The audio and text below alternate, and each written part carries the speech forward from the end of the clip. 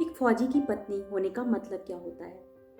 अगर हम चैन की नींद सो रहे हैं तो इसकी वजह हमारे देश के जांबाज सैनिक जवान हैं जो वहाँ सरहदों पर खड़े होकर हमारे देश की रक्षा कर रहे हैं।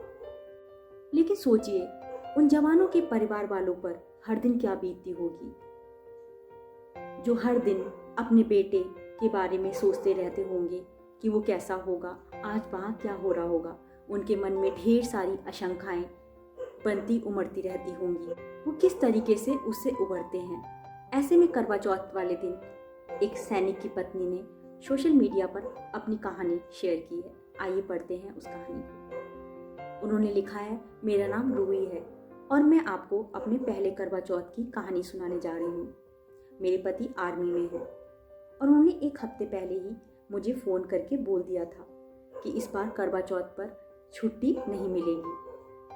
करवा चौथ के एक दिन पहले मेरी सासू माँ ने सरगी का सामान दिया था, जिसमें से कुछ खाने की चीज़ें सुबह सुबह खा ली थी ताकि पूरे दिन खाली पेट शरीर को थोड़ा शक्ति मिलती रहे।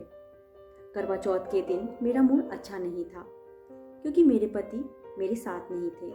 शाम के वक्त मैं और मेरी सासू माँ पास के घर में करवे की पूजा के लिए गए। जहाँ पूजा के लिए आ रहे थे तो मेरा फ़ोन बजा और मैंने देखा मेरे पति का फ़ोन आया था। जब मैंने फ़ोन उठाया तो मेरे पति ने मुझसे पूछा कि चाय पी ली, तो मैंने कहा कि नहीं, अभी थोड़ी देर में पीऊँगी। अभी मैं और मेरे पति बात ही कर रहे थे कि तभी मुझे उनके फ़ोन से किसी के चीखने की आवाज़ आई। मैंने तुरंत अपने पति से पूछा, ये कैसी आवाज़ आ रही है?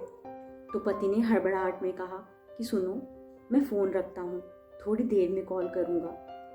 बस ये कहकर मेरे पति ने फ़ोन काट दिया। मैं तो जैसे घबरा गई। मेरे मन में बुरे ख्याल आने लगे। चूँकि मेरे पति ड्यूटी पर थे, मैं सोच रही थी कहीं आतंकियों के साथ मुठभेड़ ना हो गई हो। मेरा मन घबरा रहा था। मैंने सासू माँ को कुछ नहीं बताया, बस अपने पति के फ़ोन का इंतज़ार करने लगी।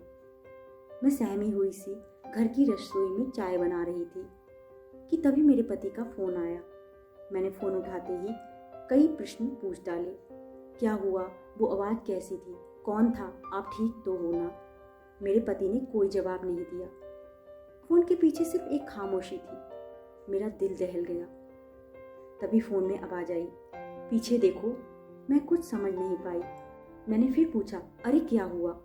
मेरे पति रसोई में मेरे पीछे खड़े थे और उन्होंने फिर कहा, पीछे देखो। मैंने जब अपने पति को अपने पास देखा तो इतना ज़ोर से उन्हें गले लगाया कि पूछिए मत। वो मेरी ज़िंदगी का सबसे खुशी का पल था। मैंने अपने पति से पूछा कि फ़ोन में वो अजीब सी आवाज़ कैसी थी। उन्होंने बताया कि बस स्टैंड से घर आते हुए किसी चोर ने एक आदमी का पर्स चुरा लिया था और जब मैंने देखा तो उसे पकड़ने के लिए दौड़ पड़ा। यह सुनकर मैंने अपने पति को गुस्से में कहा, कभी तो ड्यूटी छोड़ दिया करो। मैं तो डर ही गई थी। यह सुनकर मेरे पति ने कहा कि फौजी की ड्यूटी कभी खत्म नहीं होती और यह सुनकर मुझे उन पर बहुत गर्व हुआ।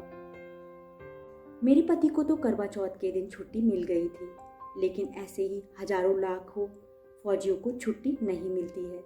ये लोग त्योहारों के लिए अपने देश की रक्षा करते हैं और जो कि बहुत सराहनीय बात है। दोस्तों, इनके पति तो करवा चौथ पर आ गए, लेकिन लाखों महिलाएं ऐसी हैं जो सिर्फ फोटो देखकर अपने व्रत को पूरा करती हैं। वो अपने पति की सुरक्षा में व्रत करती हैं तो उनका पति वहाँ बॉर्डर पर देशवासियों की सुरक्षा की कसम खाकर खड़ा होता है। तो ऐसे मनाती हैं फौजी की पत्नियां करवा चौथ को। कई बार उनके पति उनके साथ नहीं होते हैं और वो उस व्रत को उनकी लंबी उम्र की कामना करती हैं। उनके बिना वो अपने सारे रीति रिवाजों को फॉलो करती हैं। बहुत सारे फेस्टिवल में वो उनके साथ भी नहीं होते।